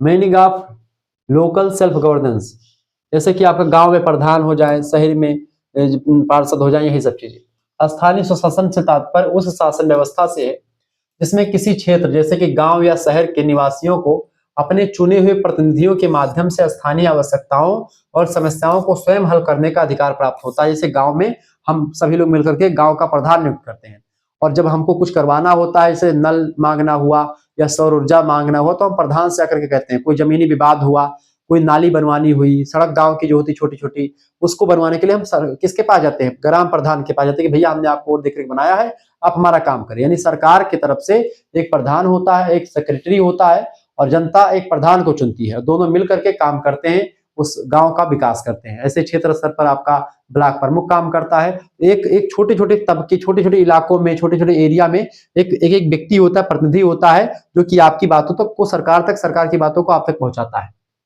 स्थानीय चीजें ये होती है, स्थानीय स्वशासन ये होता है। परिभाषा, यह सरकार का तीसरा स्तर यानी कि टायर है, जो स्वयं की सरकार के सिद्धांत पर कार्य करता है, इसलिए इसको स्थानीय स्वशासन कहते हैं। उदाहरण, ग्रामीण क्षेत्र में पंचायती राज संस्थाएं और शहरी क्षेत्रों में नगर पालिकाएं और नगर निगम जो होते हैं, ये सब जो होते हैं, ये अपने शासन है, खुद के शासन है। स्थानीय स्वशासन का महत्व क्या है, इंपॉर्टेंस क्या है? इससे क्या होता है कि लोकतंत्र की पाठशाला है। स्थानीय स्वशासन को लोकतंत्र की पाठशाला कहा जाता है। यह नागरिकों को प्रत्यक्ष रूप से शासन प्रक्रिया में भाग लेने और मतदान करने का प्रशिक्षण देता है, जिससे वे राजनीतिक रूप से शिक्षित होते हैं और वो एक प्रकार से अपने प्रतिनिधि को बनाते हैं, अपने एक प्रतिनिधि को भेजते हैं सरकार तक कि भाई ये व्यक्ति हमारा गांव का मुखिया है, इसको आप जो है दीजिए, ये हमको देगा, ठीक है, ये बात आप ध्यान रखिए। तो वही चीजें हैं। दक्ष प्रशासन, स्थानीय सरकारें क्षेत्रीय मुद्दों जैसे कि जल निकासी की बात हो, नाली बनवाना हुआ गांव में, साफ सफाई गांव की करनी हो, यानी कि उसमें डस्टबिन वगैरह बनवाना हुआ, कूड़ा कचड़ा का डब्बा रखवाना हुआ गांव गांव में, ये सब प्रधान का काम होता है। और प्राथमिक स्वास्थ्य की बात, यानी प्राथमिक चिकित्सा की बात हो, नगर निगम के तहत उसमें शामिल होता है। स्थानीय आवश्यकताओं के अनुरूप तेजी से और अधिक कुशलता से हल कर सकती है, ठीक है। ये सब काम जो है गांव के प्रधान वगैरह और या शहरों के नगर निगम के अधिकारी होते हैं। विकेंद्रीकरण, यानी कि इसमें कि डिसेंट्रलाइजेशन, सत्ता का विकेंद्रीकरण होता है। जो जैसे हर चीज मोदी जी थोड़ी करेंगे, मोदी जी के सांसद हैं अलग अलग क्षेत्रों के, तो सांसद करेंगे, सांसदों में भी तमाम विधायक हैं तो विधायक करेंगे अपने अपने क्षेत्र का, विधायकों से भी नीचे आपकी जिला पंचायत के अध्यक्ष है वो करेंगे, जिला पंचायत अध्यक्ष से भी छोटा कौन होता है आपका ब्लॉक प्रमुख, वो करेगा, ब्लॉक प्रमुख भी नहीं करेगा तो आपका छोटा स्तर पर ग्राम प्रधान करेगा। ये चीजें होती है। तो विकेंद्रीकरण होता है, सत्ता कई लोगों के हाथ में बढ़ जाती है। यह शक्ति को केंद्रीय और राज्य स्तर से हटा करके जमीनी स्तर तक फैलाता है, जिससे सत्ता में साझेदारी सुनिश्चित होती जनता की। नेतृत्व का विकास, यह स्थानीय स्तर पर नए और युवा नेताओं को उभरने का अवसर प्रदान करता है, जो भविष्य में राज्य या राष्ट्रीय स्तर की राजनीति में जा सकते हैं। और इस तरीके पहले ग्राम प्रधान चुनाव लड़ेंगे, फिर जिला पंचायती लड़ेंगे, फिर उसके अंदर ब्लॉक प्रमुखी का लड़ेंगे, इस तरीके से आगे बढ़ते जाएंगे। सामाजिक न्याय, 73वें और 74वें संशोधन के बाद महिलाओं और अनुसूचित जातियों, खास करके एससी और एसटी और अनुसूचित जनजातियों जैसे एससी एसटी को आरक्षण मिलने से इन वर्गों की भागीदारी बढ़ी है, जिससे सामाजिक न्याय को बढ़ावा मिला है, ठीक है। ग्राम प्रधानी में कभी महिला सीट आती है, कभी हरिजन, कभी पिछड़ा, ठीक है, इस तरीके से आती है। कभी सामान्य सीट आती है, सामान्य सीटों पर हरिजन पिछड़ा सब लड़ सकते हैं, महिला भी लड़ सकती है, लेकिन केवल अगर महिला की सीट है तो केवल महिला ही लड़ेगी, अनुसूचित जनजाति सीट है तो जनजाति के लोग ही लड़ेंगे, इस तरीके से पूरा फिट होता है। निष्कर्षतः हम कह सकते हैं कि स्थानीय सुशासन महात्मा गांधी के ग्राम स्वराज के स्वप्न को साकार करता है और भारत जैसे विशाल तथा विविध देश में समावेशी विकास का आधार है, जो भारत में एक प्रकार से होना भी चाहिए। बिल्कुल ठीक बात है। अगला क्वेश्चन आपका आ चुका है, discuss the functions of pressure group in democratic system. लोकतांत्रिक व्यवस्था में दबाव समूह, प्रेशर ग्रुप क्या होता है, इसके कार्यों की विवेचना कीजिए। प्रेशर ग्रुप क्या होता है? प्रेशर ग्रुप जो होता है बेटा, एक ऐसे संगठन होते हैं, एक ऐसे समूह होते हैं जो कि राजनीति में भाग लेते नहीं हैं, जबकि राजनीति को प्रभावित करते हैं, जैसे कि अखिल भारतीय विद्यार्थी परिषद, जैसे कि आरएसएस, जैसे कि जो है और तमाम प्रकार के जो संगठन होते हैं, जैसे किसान, अखिल भारतीय किसान महासभा, ये सब जो है, ये सब क्या करते हैं, ये सब राजनीति में भाग लेते नहीं हैं। अपने हित को साधने के लिए राजनीति यानी कि पॉलिटिकल पार्टीज पर दबाव डालते हैं, सरकारों पर दबाव डालते हैं, सरकारें इनके काम को करती है, और इनका केवल एक व्यक्ति का काम नहीं बल्कि एक संयुक्त एक संगठन का काम होता है, पूरे के पूरे एक, जैसे पूरे विद्यार्थियों के लिए विद्यार्थी परिषद खड़ा हो गया, आरएसएस ने कुछ काम किया, ये सब राजनीति में भाग नहीं लेते, लेकिन राजनीति को प्रभावित करते हैं। राजनीति इनके आधार पर चलती है, जिस पार्टी को चाहते हैं उस पार्टी को जिता भी सकते हैं, इस तरीके से सिस्टम चलता है। दबाव समूह, प्रेशर ग्रुप, ऐसे संगठित समूह होते हैं जो चुनाव लड़े बिना राजनीतिक सत्ता में सीधे आए, राजनीतिक चुनाव लड़े बिना या चुनाव लड़े बिना ही राजनीति में आ जाते, राजनीति में सीधे आए बिना, राजनीति में सीधे नहीं आते, सरकारी नीतियों और निर्णयों को अपने हितों के अनुरूप प्रभावित करने का प्रयास करते हैं, अपने हित साधने के लिए राजनीतिक चीजों को बदलने का भी काम करते हैं। राजनीतिक जो मामले हैं या नेता मंत्री जो है उनको दबा देते हैं, राजनीति के लोग जो है इनकी बातों को मानने के लिए बाध्य हो जाते हैं कभी कभी। लोकतांत्रिक व्यवस्था में दबाव समूह के प्रमुख कार्य, कौन कौन से कार्य दबाव समूह के, उसको बताते हैं। देखिए, सबसे पहली बात, हितों की अभिव्यक्ति। ये समूह क्या करते हैं, समाज के विभिन्न वर्गों जैसे कि किसान अखिल महासभा हो गया, मजदूर यूनियन हो गया, व्यापारियों का ट्रेड यूनियन हो गया, डॉक्टरों का पूरा एक संगठन हो गया, ये सब डॉक्टर अपने हित के लिए जो है आंदोलन कर देगा, व्यापारी अपने हित के लिए, मजदूर अपने हित के लिए, किसान अपने हित के लिए सरकार पर दबाव डालेगा। सरकार जो होती है इनसे डरती है, कहीं कहीं पे इनके हितों की रक्षा करती है सरकारें, ठीक है। इनके हितों को एकजुट करके सरकार के सामने स्पष्ट रूप से प्रस्तुत करते हैं, जिससे सरकार को विभिन्न सामाजिक जरूरतों की जानकारी मिलती है कि समाज को क्या चाहिए, एक किसान को क्या चाहिए, एक मजदूर को क्या चाहिए, एक व्यापारी को क्या चाहिए। इनके संगठन होते हैं और ये संगठन जो है बताते हैं कि हमको क्या चाहिए और उसके हिसाब से चीजें आगे बढ़ती है। नीतियों को प्रभावित करना, दबाव समूह पैरवी यानी कि लॉबिंग, यानी कि ये पैरवी करता है, प्रचार और प्रदर्शनों के माध्यम से कानून बनाने की प्रक्रिया को प्रभावित करते हैं। ताकि उनके सदस्यों की हितों की रक्षा हो सके। तो जो भी उस किसान वाले तो किसान की रक्षा करने के लिए काम करते हैं ये लोग, ठीक है, और विद्यार्थी विद्यार्थियों की रक्षा के लिए, सब चीजें होती है, अपने हित को साधने के लिए होते हैं। राजनीतिक शिक्षा, ये भी काम इनका होता है। ये समूह अपने मुद्दों पर जनता का ध्यान आकर्षित करते हैं, जिससे नागरिकों की राजनीतिक भागीदारी बढ़ती है और वे अपने अधिकारों के प्रति जागरूक होते हैं। और इन्हीं पार्टियों के द्वारा, मतलब इन्हीं दलों के द्वारा बताया जाता है कि भाई आप इनको वोट दें, तो वो दे देते हैं, क्योंकि ये पार्टी हमारा काम करती है या कर रही है। विधायिका को विशेषज्ञता प्रदान करना। नीति निर्माण के दौरान ये समूह अक्सर अपने क्षेत्र से संबंधित तकनीकी और विशेषज्ञ जानकारी सरकार और संसद सदस्यों को उपलब्ध कराते हैं। ये सब चीजें जो होती हैं ये दबाव समूह के द्वारा होती हैं। इसके अलावा चेक एंड बैलेंस का कार्य भी करते हैं। ये समूह सरकार को मनमानी करने से रोकते भी हैं और एक मजबूत दबाव समूह सरकार की नीतियों की आलोचना भी करते हैं और आलोचना करके जनता के प्रति जवाबदेह बनाए रखता है। यानी कि सरकारों को जनता के बीच में जनता को जवाब देना पड़ेगा। सरकार अगर कुछ गलत काम करती है तो सरकार को जवाब देना पड़ेगा। इसके लिए दबाव समूह बार बार जो है प्रेशर डाल सकता है उन पर, ठीक है, सरकारों पर। ये राजनीति में भाग लिए बिना ही राजनीति को प्रभावित करते रहते हैं अपने हितों की रक्षा के लिए। नकारात्मक पहलू इसका क्या है? हालांकि जब दबाव समूह अपने संकीर्ण हितों को राष्ट्रीय हितों से ऊपर रखते हैं और अनैतिक साधनों का उपयोग करते हैं, हिंसात्मक विद्रोह करते हैं, ऐसे में राष्ट्रीय एकता को खतरा उत्पन्न होता है। तो ये इसका निगेटिव पहलू है। कभी कभी अपने क्षेत्रीय हितों की प्राप्ति के लिए ये संगठन देश के हित को भूल जाते हैं। देश का हित अगर सर्वोपरि है तो दबाव समूह का मांग सही है, लेकिन अगर देश के हित से ऊपर आपका मांग है तो आपका मांग निगलेक्ट कर दिया जाता है। इसीलिए कभी कभी ये लोग विद्रोह का भी साथ दे देते, विद्रोह भी करते हैं, सशस्त्र विद्रोह। लोकतंत्र के लिए खतरा भी कभी कभी ये लोग बन सकते हैं। निष्कर्षतः हम कह सकते हैं कि दबाव समूह आधुनिक लोकतंत्र का एक अपरिहार्य हिस्सा है। वे एक माध्यम प्रदान करते हैं जिसके द्वारा समाज के विविध हित, यानी कई सारे हित सरकार तक पहुंचते हैं, जिससे नीतियों में अधिक प्रतिनिधित्व और संतुलन आता है और सरकारें इन दबाव समूहों की बातों को मानती भी हैं, क्योंकि ये किसी एक व्यक्ति की नहीं बल्कि पूरे के पूरे एक संगठन की बात होती है, पूरे के पूरे एक तबके की बात होती है। अगला क्वेश्चन आपका है, throw light on the role of caste in electoral politics. चुनावी राजनीति में जाति की भूमिका पर प्रकाश डालिए। बिल्कुल, जाति की भूमिका भारत में चुनावी राजनीति में जाति के बिना चुनाव ही नहीं हो सकता, ठीक है। भारतीय चुनावी राजनीति में जाति यानी कास्ट एक महत्वपूर्ण और अक्सर निर्णायक कारक रहा है। यह केवल एक सामाजिक पहचान नहीं बल्कि एक संगठित राजनीतिक समूह के रूप में भी कार्य करता है। कौन? जाति। चुनावी राजनीति में जाति की क्या भूमिका है, ये समझने का प्रयास करते हैं। पहली भूमिका, उम्मीदवारों का चयन यानी सिलेक्शन ऑफ कैंडिडेट्स। कैंडिडेट को चुनने के लिए जाति के यानी कितने क्षेत्र में कौन सी जाति के लोग ज्यादा हैं, उसी के आधार पर उनको कैंडिडेट जो है टिकट मिलता है। राजनीतिक पार्टी यानी पॉलिटिकल पार्टी जो होती है, राजनीतिक दल, अक्सर यह देखते हैं कि जो दिए हुए टिकट वितरित करते जो टिकट, यह देखते हुए टिकट बांटते हैं ये लोग कि किस क्षेत्र में किस जाति के मतदाताओं का प्रभुत्व है, कौन सी जाति के लोग किस एरिया में ज्यादा रहते हैं। तो जिस जाति के लोग ज्यादा रहते हैं उसी जाति के एक व्यक्ति को टिकट दिया जाता है जो कि उस पार्टी का होता है, ठीक है। जैसे मैंने आपको बताया कि गोंडा के से जो है लोकसभा का जब सीट वितरण हो रहा था तो क्या गोंडा में जो है सपा के बढ़िया नेता नहीं थे, जैसे पंडित सिंह, उस पंडित सिंह मंत्री भी रह चुके हैं, उनके लड़के क्या नाम है उनका, सूरज सिंह। तो सूरज सिंह टिकट पा सकते थे सांसद का, क्योंकि उनके पिताजी लड़ते आए हैं, लेकिन उनको टिकट नहीं मिला। मिला किसको? क्योंकि वो जो है ठाकुर बिरादरी का वोट कुछ ना कुछ राजा भैया काट लेंगे, ये सब चीज तमाम। कीर्तिवर्धन सिंह, तो ऐसे में क्या होता है, उनको टिकट नहीं मिला। फिर मिला किसको भैया? मिल गया टिकट किसको? इनको मिल गया, क्या नाम है,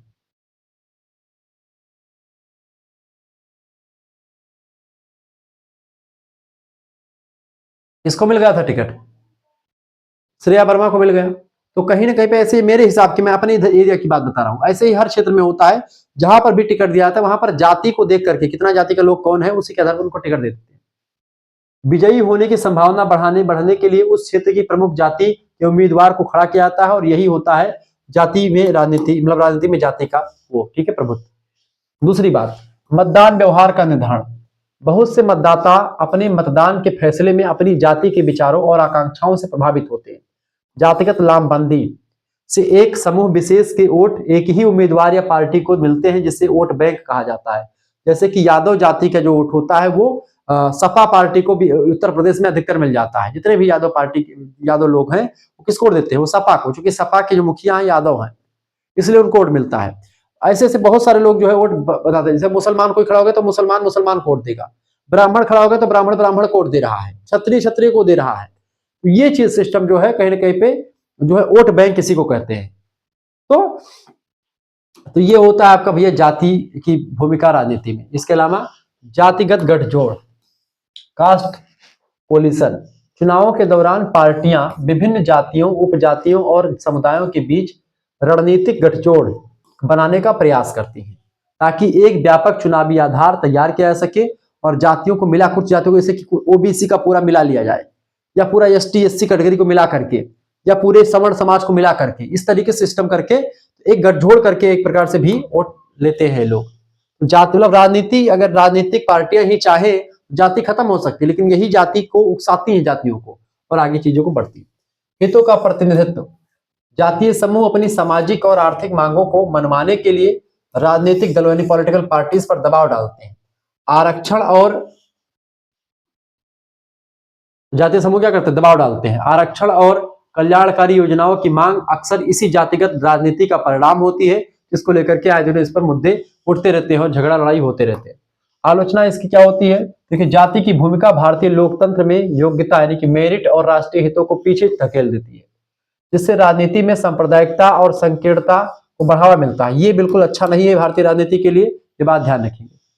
निष्कर्षतः हम कह सकते हैं कि जबकि आधुनिकीकरण और शिक्षा ने जाति के प्रभाव को कम जरूर किया है, यह आज भी भारतीय चुनाव में एक शक्तिशाली संगठनात्मक और भावात्मक कारक बना हुआ है। भले ही लोग पढ़े लिखे हैं, फिर भी वो अपनी जाति के नाम पर पिघल जाते हैं, जो सरकार की संरचना और नीतियों को सीधे प्रभावित करता है। तो कहीं ना कहीं पे आप देखें सरकार भी जाति को खत्म करने के चक्कर में नहीं है और ना ही कोई जाति को खत्म करना चाहता, क्योंकि उनको पता है कि अगर जाति खत्म हो जाएगी तो हमारी राजनीति की एक प्रकार से कैसे जो भूमिका बनेगी। आप देखें, what do you understand by secularism, explain in brief. धर्मनिरपेक्षता से आपका क्या तात्पर्य है, संक्षेप में बताइए। ठीक है, धर्मनिरपेक्षता, सेकुलरिज्म, मीनिंग ऑफ सेकुलरिज्म। धर्मनिरपेक्षता का मतलब होता है कि किसी भी धर्म को जो है एक मतलब किसी भी धर्म का सरकार का कोई अपना धर्म नहीं होगा। सरकार सभी धर्मों को बराबर सम्मान देगी, सभी धर्मों के विकास के लिए आधार तैयार करेगी, लेकिन सरकार का अपना कोई एक धर्म नहीं होगा। ठीक है, भारत का जो संप्रदायवाद है, भारत का जो धर्मनिरपेक्षता है वो यही है। धर्मनिरपेक्षता एक सिद्धांत है जो धर्म को राज्य यानी सरकार से अलग रखने पर बल देता है। इसका अर्थ है कि राज्य को किसी भी धर्म के आधार पर भेदभाव नहीं करना चाहिए। भारतीय संदर्भ की अगर बात की है तो भारतीय संदर्भ में भारत में धर्मनिरपेक्षता का अर्थ है पश्चिमी अवधारणा से थोड़ा अलग, क्योंकि पश्चिम में क्या है कि भारत जो है वो कोई भी धर्म को राज्य नहीं मानेगा, लेकिन भारत में क्या है, पश्चिमी धर्मनिरपेक्षता का मतलब होता है कि राज्य और धर्म के बीच पूर्णता अलगाव होगा, वॉल ऑफ सेपरेशन, यानी धर्म और राज्य बिल्कुल अलग होंगे, धर्म में राज्य का कोई काम नहीं। जबकि भारतीय निरपेक्षता की बात की तो पॉजिटिव सेकुलरिज्म की बात करता है।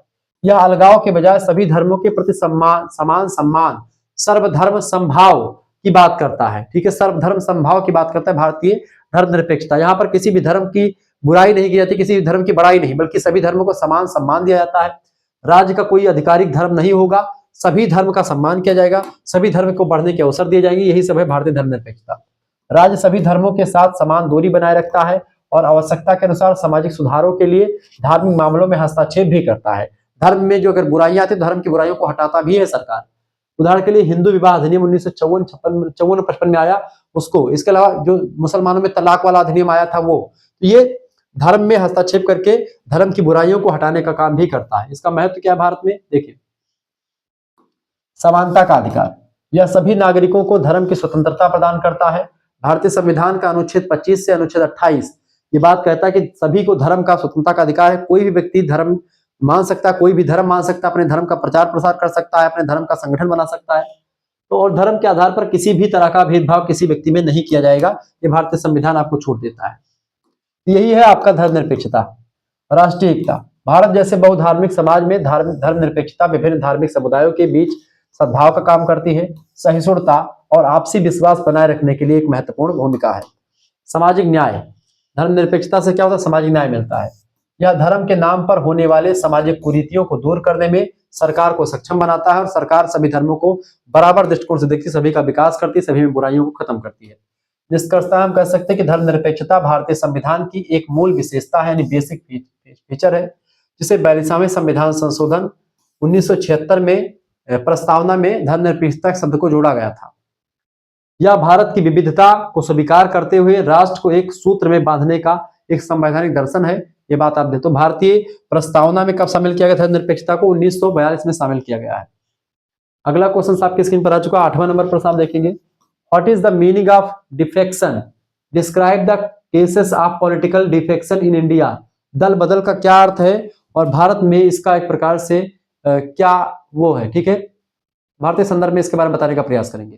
ये बढ़िया क्वेश्चन आपकी परीक्षा के दृष्टिकोण से आ चुका है। देखिए, राजनीतिक दल बदल के कारणों का मतलब कि वर्णन कीजिए। देखिए, दल बदल का अर्थ, मीनिंग ऑफ डिफेक्शन। दल बदल का अर्थ है किसी विधायक यानी एमएलए या किसी सांसद यानी एमपी का चुनाव जीतने के बाद अपनी मूल राजनीतिक पार्टी से, कोई भाजपा का विधायक, भाजपा का सांसद है, भाजपा की पार्टी से लड़कर के जीता और भाजपा से हट करके वो कांग्रेस में चला गया, ये होता है राजनीतिक पार्टी को छोड़ करके किसी अन्य पार्टी में शामिल हो जाना, या सदन के भीतर अपनी पार्टी के निर्देशों के विरुद्ध मतदान करना। यानी कि अगर पार्टी कह रही कि इसको वोट देना है और वो व्यक्ति जो है पार्टी की तरफ से नहीं बल्कि दूसरी पार्टी की तरफ से वोट दे रहा है, तो वो जिक्र।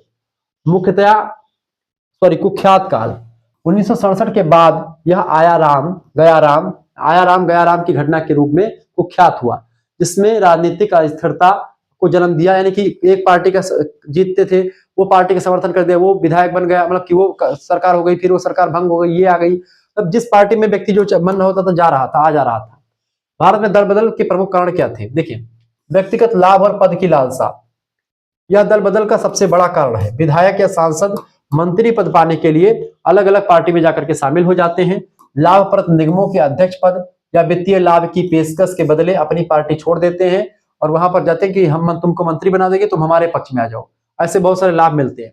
वैचारिक मतभेद का अभाव, भारतीय राजनीति में विचारधारा के बजाय व्यक्तिगत आधारित राजनीति हावी हो चुकी है, जिससे राजनेताओं के लिए एक पार्टी से दूसरी पार्टी में जाना आसान हो गया है, क्योंकि पार्टियों का कोई एक विचारधारा बची ही नहीं है। ठीक है, हर एक विचारधारा, जो पार्टी जिस विचारधारा पर बनती है वो विचारधारा सांसदों की नहीं होती है। सांसद लोग बस ऐसे जीत जाते हैं अपने अपने व्यक्तिगत स्वार्थों के लिए। अब वो किसी भी पार्टी को छोड़ सकते हैं, किसी भी पार्टी को ज्वाइन कर सकते हैं। तो यही होता है इसका कारण। तीसरा कारण होता है पार्टी नेतृत्व में असंतोष।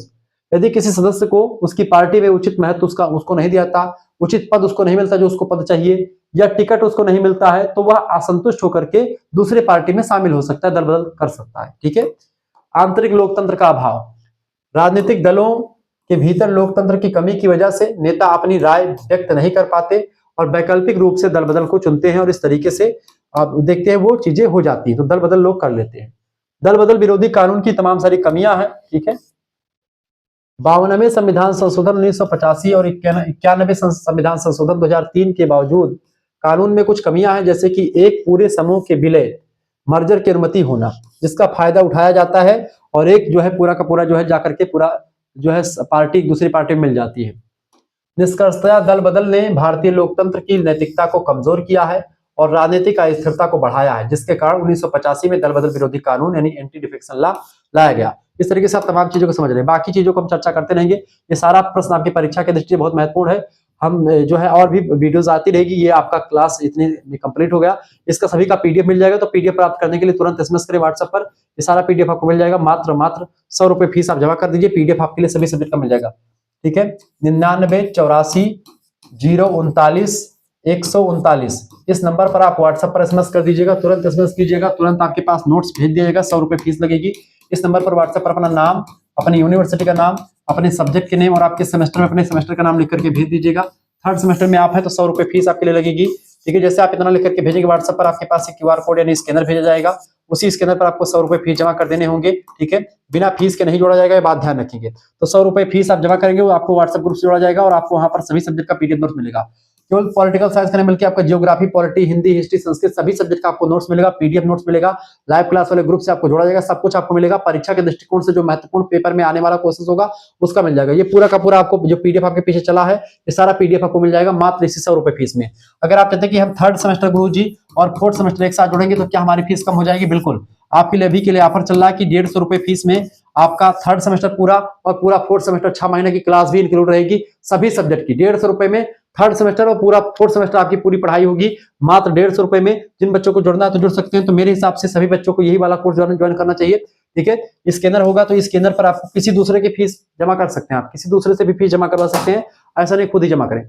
सभी विश्वविद्यालयों के बच्चे पढ़ सकते हैं। राम मनोहर लोहिया विश्वविद्यालय, वीरभद्र सिंह पूर्वांचल, महात्मा गांधी काशी विद्यापीठ, जनरल चंद्रशेखर बलिया विश्वविद्यालय, महाराजा सुहेलदेव आजमगढ़ विश्वविद्यालय, मां पाटेश्वरी बल्लामपुर विश्वविद्यालय, सिद्धार्थ यूनिवर्सिटी कपिलवस्तु, दीनदयाल उपाध्याय गोरखपुर विश्वविद्यालय, इसके अलावा Raja Mahendra Pratap Singh state university, MG प्यारे बरेली लोहियाखंड विश्वविद्यालय, मासा कुंभरी सहारनपुर विश्वविद्यालय, इसके अलावा चौधरी चरण सिंह मेरठ विश्वविद्यालय, छत्रपति शिवाजी महाराज कानपुर विश्वविद्यालय, डॉक्टर भीमराव अम्बेडकर आगरा विश्वविद्यालय, बुंदेलखंड यूनिवर्सिटी झांसी, डॉक्टर भीमराव अम्बेडकर आगरा हो गया आपका, राजेंद्र प्रसाद रज्जू भैया विश्वविद्यालय, इलाहाबाद विश्वविद्यालय, बीएचयू, तमाम सारे विश्वविद्यालय जो है उन सभी में नई शिक्षा नीति जिसमें लागू है वो सब बच्चे पढ़ सकते हैं। तुरंत एसएमएस करें 9984 039 139 पर और तुरंत जुड़ जाए हमारे साथ। एक सेमेस्टर की फीस 100 रुपए है, दोनों सेमेस्टर की फीस जुड़ेंगे तो 150 रुपए लगेगी। अगर आप चाहते हैं गुरुजी हम थर्ड सेमेस्टर का नहीं बल्कि अब डायरेक्ट फोर्थ सेमेस्टर में पढ़ना चाहते हैं तो फोर्थ सेमेस्टर की फीस भी 100 रुपए है। नामांकन शुरू हो चुका है, एडमिशन शुरू हो चुका, तो जो बच्चे फोर्थ सेमेस्टर में डायरेक्टली पढ़ना चाहते हैं, अभी फोर्थ सेमेस्टर का क्लास शुरू नहीं होगा, लेकिन हाँ एडमिशन शुरू हो चुका है, तो जैसे शुरुआत की क्लासेस होगी आपको मिल जाएगी, तो आप अभी फीस जमा कर सकते हैं और आप अपना एडमिशन करवा सकते हैं पहले से मात्र 100 रुपए फीस में। ठीक है, जिन बच्चों को जुड़ना है वो जुड़ सकते हैं। मिलते हैं फिर नेक्स्ट वीडियो में, तब तक के लिए जय हिंद जय भारत। आप सभी का बहुत बहुत धन्यवाद हमारे से जुड़ने के लिए। इसी प्रकार से अपना प्यार दुलार बना रखें। वीडियो को लाइक कर दीजिए, चैनल पर नहीं तो सब्सक्राइब कर दीजिए। बहुत बहुत धन्यवाद। ठीक है, बहुत बहुत धन्यवाद बेटा, बहुत बहुत धन्यवाद।